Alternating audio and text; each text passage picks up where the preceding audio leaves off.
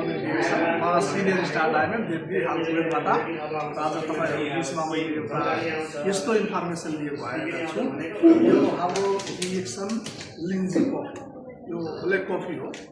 आज धेरै जसो मान्छेलाई ग्यास्ट्रिक हुन्छ होइन, धेरै जसो मान्छेलाई प्रेसर हुन्छ, धेरै जसो मान्छेलाई विदेशमा भएर पनि एउटा खानपिन राम्रो मिल्दैन। त्यसैले गर्दाखेरि के हुन्छ भने हामीले भित्र मान्छेको शरीरभित्र समस्या हुन्छ, त्यो समस्या कसरी निकाल्ने है, अब रोग भएपछि त कसरी फाल्ने, त्यो त अब औषधि गराउनु हुन्छ, मान्छेलाई गाह्रो हुन्छ। र डिएक्सन कफी, डिएक्सन कम्पनीबाट बनेको यो कफी छ।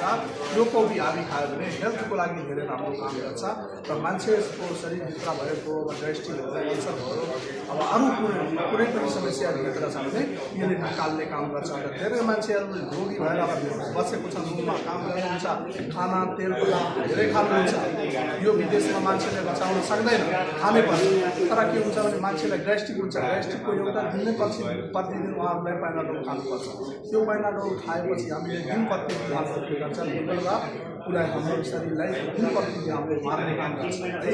त्यसैले गर्दा त्यो ठाउँमा हामीले डिएक्सन कम्पनीको हाम्रो स्वास्थ्यको लागि कुनै पनि भएको भित्रको समस्या हटाउँछ र ग्यास्ट्रिकको लागि धेरै नै राम्रो काम गर्छ। यही भनेर नेक्स्ट भिडियोमा फेरि आउनेछु। हस्, नमस्ते, good morning. Good morning DXN.